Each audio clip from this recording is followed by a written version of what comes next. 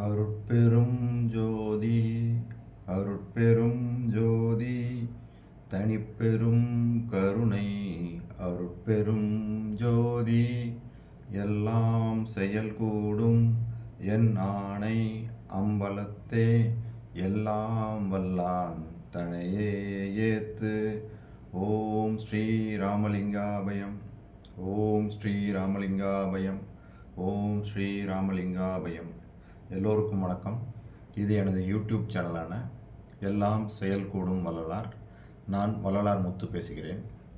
சென்றைய பதிவில் நாம் ஞானசரியையின் கடைசி பாடலான 28வது பாடலை பற்றி விரிவாக பார்த்தோம். அத்துடன் அந்த ஞானசரியை 28 பாடல்களுக்கான விளக்கம் முழுவதுமாக நிறைவுற்றது. நீங்கள் எல்லாம் அந்த பாடல்கள் உங்களுக்கு நல்ல ஒரு விளக்கத்தை கொடுத்திருக்கும் என்று நம்புகிறேன். மீண்டும் மீண்டும் அதை கேட்க வேண்டும். அதாவது இந்த ஞானசரியை நாம் உறங்குவதற்கு முன்பாக தினமும் இந்த 28 பாடல்களையும் படித்துவிட்டு உறங்கினால் மிகவும் நல்லது. அதாவது வள்ளல் பெருமான் 5000 6000 பாடல்களுக்கு மேல் எழுதியிருக்கிறார். உரைநடை பகுதி இருக்கிறது, எல்லாமே இருக்கிறது. இருந்தாலும் 3 விதமான பாடல் தொகுப்புகள் மிகவும் முக்கியத்துவம் வாய்ந்தவை. அதில் ஒன்று அருட்பெரும் ஜோதி அகவல், 1596 வரிகளை கொண்டது. அடுத்து அருட்பெரும் ஜோதி அட்டகம், 8 பாடல்களை கொண்டது. இவை இரண்டையும் நாம் காலையில், அதிகாலையில், அதாவது வள்ளல் பெருமான் சொல்லுவார், காலை 3 மணி 3 to 4 அந்த நேரத்தில் அமுதக்காற்று இந்த பூமியில் கிடைக்கும். அதனால தான் நம்ம அந்த நேரத்தில் 3 to 4 எந்திரிச்சு இறைவன் அவர் சொன்னது மாதிரி எந்திரிச்சு அந்த முகம் கைகாலெலாம் கழுவிட்டு மலை ஜலம்லாம் கழிச்சிட்டு அப்படியே சிவசிந்தனையில் இருக்கணும் அப்படின்னு சொல்லுவார். ஏன் அப்படி இருக்க சொல்கிறார் அப்படின்னா, அந்த நேரத்தில் ஒரு 3 to 4 அந்த டைமில் ஒரு 5 நிமிஷம், maybe 3:30 to 3:40, 3:30 to 3:35 or 3:35 to 3:40 அந்த மாதிரி ஏதாவது ஒரு டைமில் அந்த ஒரு 5 நிமிஷம் அமுத காற்று இந்த பூமிக்கு வரும்.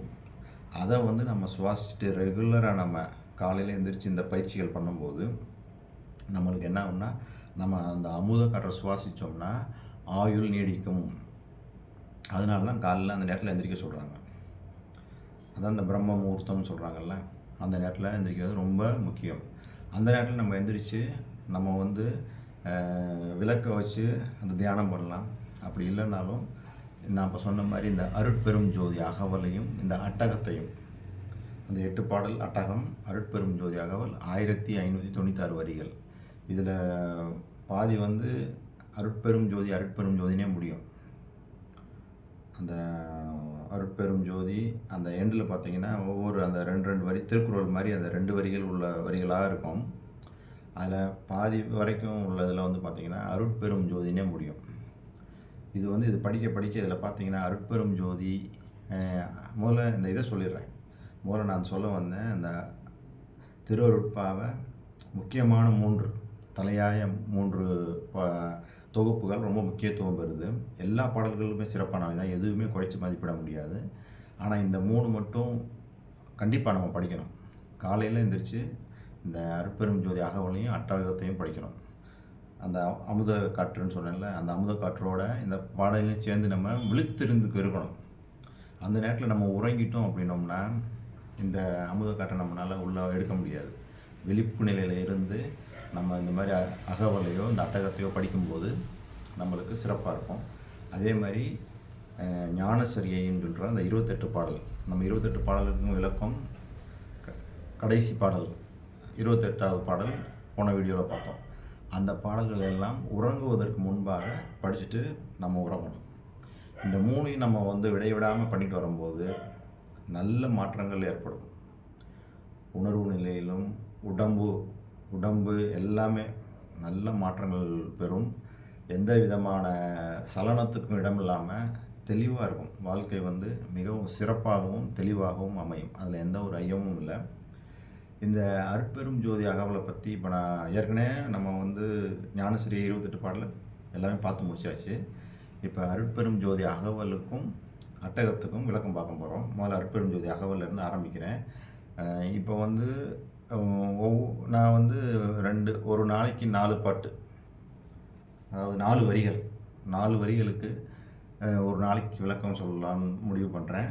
சூழ்நிலையை பொறுத்து, அதாவது சில சமயம் சில பாட்டுக்கு அதிகமான விளக்கங்கள் தேவைப்படும், சில சமயம் பாட்டுகளுக்கு சரியாக கம்மியான விளக்கம் தேவைப்படும்.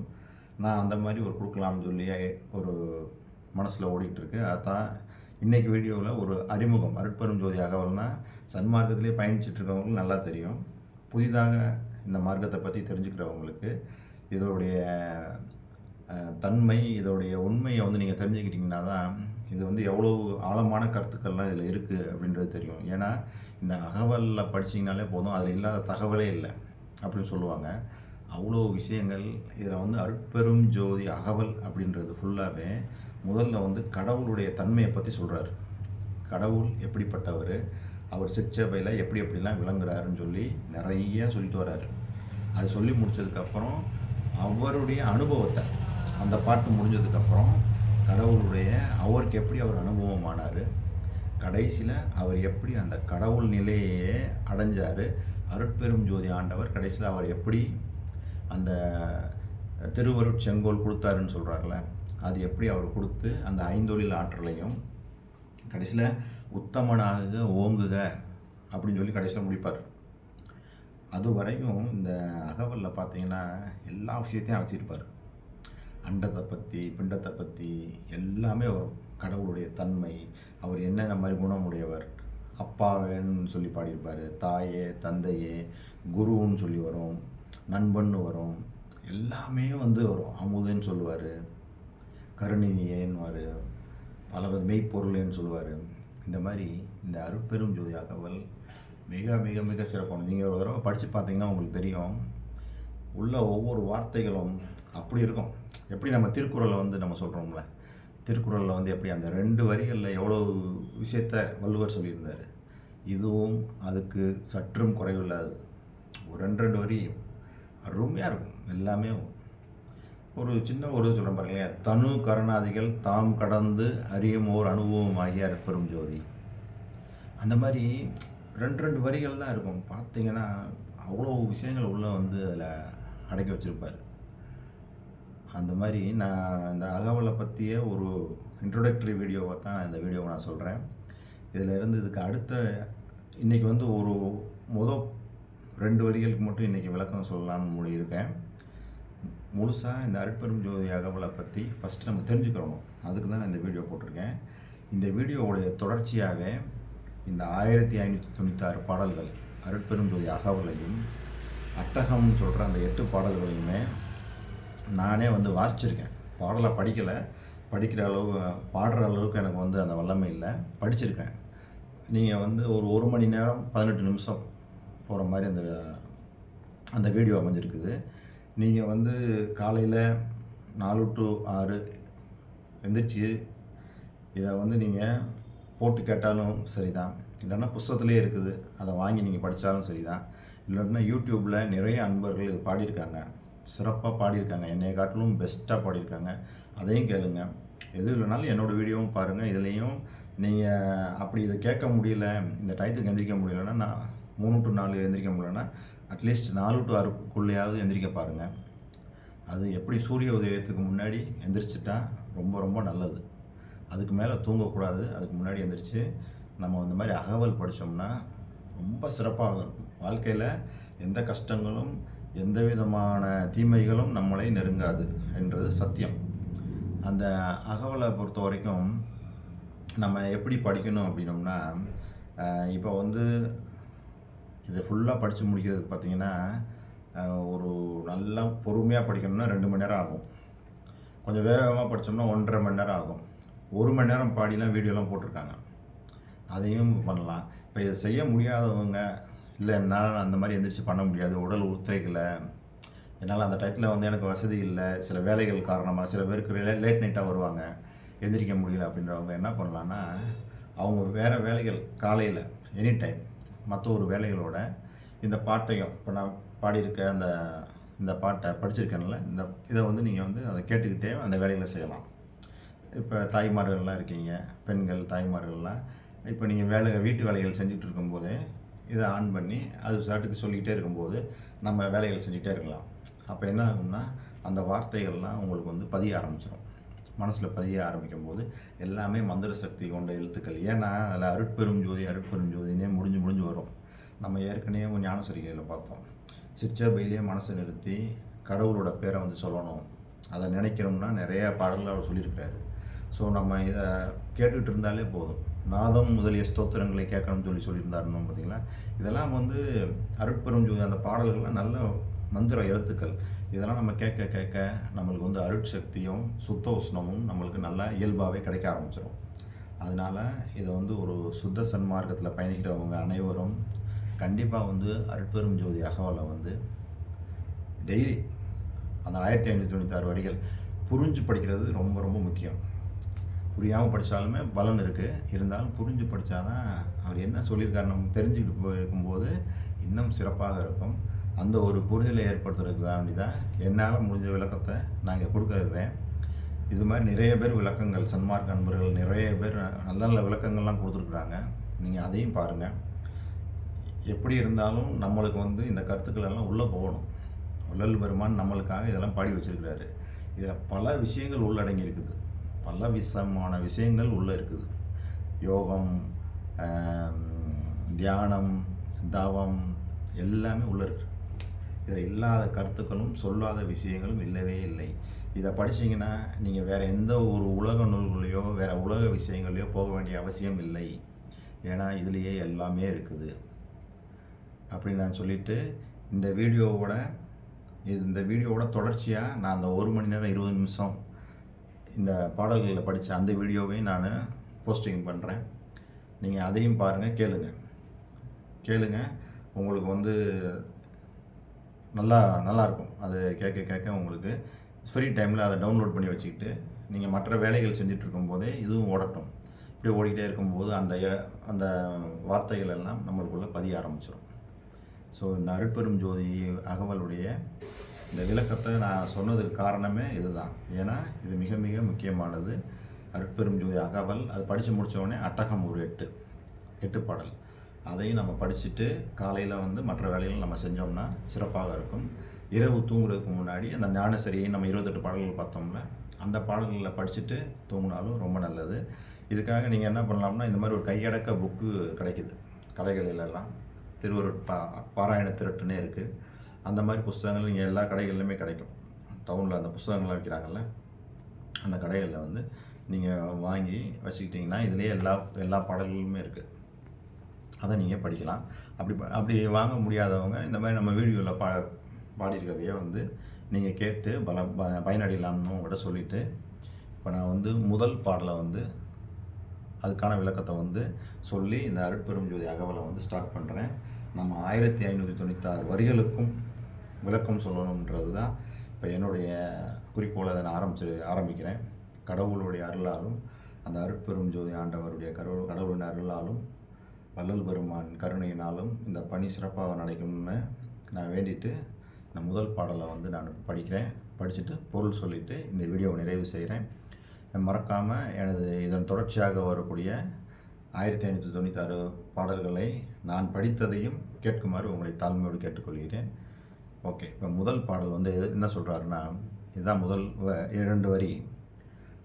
அருட்பெரும் ஜோதி அருட்பெரும் ஜோதி அருட்பெரும் ஜோதி அருட்பெரும் ஜோதி 4 தடவை அருட்பெரும் ஜோதின்னு சொல்கிறாரு. இதுக்கு பல சன்மார்க்க அன்பர்களும் அறிஞர்களும் பலவிதமான உரைகள் எழுதியிருக்காங்க.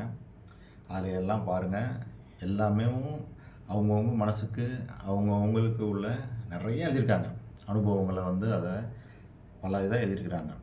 அதாவது 4ன்னு சொல்கிறது வந்து 4 விதமான ஒழுக்கங்கள்: இந்திரிய ஒழுக்கம், கர்ண ஒழுக்கம், ஜீவ ஒழுக்கம், ஆன்ம ஒழுக்கம். இன்னும் இது வந்து ஒளி, உள்ளொளி, பேரொளி, பொன்னொளி, அந்த அனுபவம் அப்படின்னு சொல்லலாம் எழுதியிருக்காங்க. நான் வந்து இந்த இதை வந்து இந்த அருட்பெரும் ஜோதி அருட்பெரும் ஜோதி அருட்பெரும் ஜோதி அருட்பெரும் ஜோதி வந்து வள்ளலாரே சொன்ன உரைநடை பகுதியில் வள்ளலாரே சொன்ன அந்த மகா மந்திரத்துக்கு அவர் விளக்கம் கொடுத்துருக்கிறார். மகா மந்திரம் வந்து எப்படி இருக்குது? அருட்பெரும் ஜோதி அருட்பெரும் ஜோதி தனிப்பெரும் கருணை அருட்பெரும் ஜோதின்னு போடுறாரு. என்ன சொல்கிறாருன்னா, அவர் சொல்கிற அந்த அருட்பெரும் ஜோதி தனிப்பெரும் கருணையாக இருக்குது அப்படின்னு சொல்லி அந்த தன்மையை அங்கே விளக்கி அங்கே போட்டிருக்கிறாரு. அப்போ அவரே அதுக்கு விளக்கமும் கொடுத்துருக்கிறாரு. அதே விளக்கத்தையே நான் இங்கே உங்களுக்கு கொடுக்க விரும்புகிறேன். என்னென்னா, முதல் அருட்பெரும் ஜோதிக்கு பெரிய தயவுடைய அறிவே, அதாவது ஃபஸ்ட்டு அருட்பெரும் ஜோதின்னு சொல்கிறதுக்கு என்ன சொல்கிறாங்கன்னா, பெரிய தயவுடைய அறிவே. ரெண்டாவது அருட்பெரும் ஜோதிக்கு பூரண இன்பமாம். ஓகே. மூணாவது அருட்பெரும் ஜோதி, அங்கே தான் அதில் தனிப்பெரும் கருணைன்னு மகாமந்திரத்தில் வரும். இங்கே அந்த அருட்பெரும் ஜோதிக்கு அது ஒப்பற்ற பெரும் தயவுடைய அது. நாலாவது அருட்பெரும் ஜோதிக்கு பேரறிவே யாம். அதாவது இது நாளையும் சேர்த்து வாசித்தோம்னா, பெரிய தயவுடைய அறிவே பூரண இன்பமாம், அது ஒப்பற்ற பெரிய தயவுடைய பேரறிவே ஆம். இதுதான் இந்த அருட்பெரும் ஜோதி அருட்பெரும் ஜோதி அருட்பெரும் ஜோதி அருட்பெரும் ஜோதின்றதுக்கு விளக்கம். அதாவது பெரிய தயவுடைய அறிவே பூரண இன்பமாம், அது ஒப்பற்ற பெரும் தயவுடைய பேரறிவே ஆம். அப்போ நாம் என்ன பண்ணணும்? பெரிய தயவுடைய அறிவு, தயவு பெரிய அளவில் இருக்கணும். எப்படி நம்ம நிறைய வள்ளலாருடைய கருணை, அவர் எப்படிலாம் ஜீவர்கள்கிட்ட ஆன்மா எப்படி ஆன்ம இறக்கம் வச்சுருந்தாருன்னு சொல்லி நம்ம பல வீடியோக்களில் பார்த்தோம். இதுக்கு முன்னாடி உள்ளதில் நம்ம ஞானசிரியை படிக்கும்போது அவருடைய கருணையை பற்றிலாம் நிறைய நம்ம பாடல்கள் படிச்சிருந்தோம். அது மாதிரி ஒரு பெரிய தயவுடைய அறிவோடு இருக்கணும். இருந்தால் அதுதான் பூரண இன்பம். அது ஒப்பற்ற பெரும் தயவுடைய பேரறிவு. அறிவு தான் கடவுள். அறிவுனா எந்த அறிவு? தயா அறிவு. அந்த தயவு, பெரிய தயவு எப்படி பண்ணணுன்ற அறிவு இருந்ததுன்னா நம்ம பேரின்பத்தில் வாழலாம். அதான் எக்காலத்தும் எவ்விடத்தும் எவ்வளவும் தடையப்படாத பேரின்ப பெருவாழ்வில் வாழலாம் சொல்கிறார்ல பெருபதேசத்தில். அதே தான் பேரின்பம்னா என்னன்னு சொல்கிறார்ல, அதுதான் இந்த பாடலில் நான் சொல்லி இந்த வீடியோவை இதோட நிறைவு செய்கிறேன். நம்ம அடுத்த பாடலில் இப்போ 2 வரிக்கு விளக்கம் பார்த்துருக்குறோம். அடுத்து உள்ள 2 அல்லது 4 வரிகளுக்கு அடுத்த வீடியோவில் விளக்கங்களை பார்ப்போம். நான் ஏற்கனவே சொன்னது மாதிரி இந்த வீடியோவோட கூட நான் 1596 வரிகள் ப்ளஸ் அட்டகம் 8 அதுக்கு படிச்சிருக்கிறேன். பாடலாம் பாடலை படிச்சிருக்கிறேன். அதையும் நீங்கள் கேளுங்க. உங்களுக்கு மற்ற வேலைகள் பிஸியாக இருந்தீங்க, காலையில் எழுந்திரிச்சு இதெல்லாம் கேட்குறதுக்கு டைம் இல்லை அப்படின்னா, மற்ற வேலைகள் செய்யும்போது இதை இந்த வீடியோவை போட்டுட்டு அதை கேட்டுக்கிட்டே அந்த வேலைகள்லாம் செஞ்சு பழகும்போது இந்த எழுத்துக்கள் எல்லாம் நம்ம மந்திர சக்தியாகி நம்ம உள்ளே ஒலிக்க ஆரம்பிக்கும் போது மிக மிக நல்ல மாற்றங்களையும் நல்ல அனுபவங்களையும் கொடுக்கும் என்பதில் எந்த ஒரு ஐயமும் இல்லை. இந்த பொன்னான நேரத்தை பயன்படுத்தி எனது வீடியோவை பார்த்த உங்களுக்கு கோடான கோடி நமஸ்காரங்களும் நன்றிகளும். நாம் அடுத்த வீடியோவில் சந்திப்போம். அருட்பெரும் ஜோதி அருட்பெரும் ஜோதி தனிப்பெரும் கருணை அருட்பெரும் ஜோதி.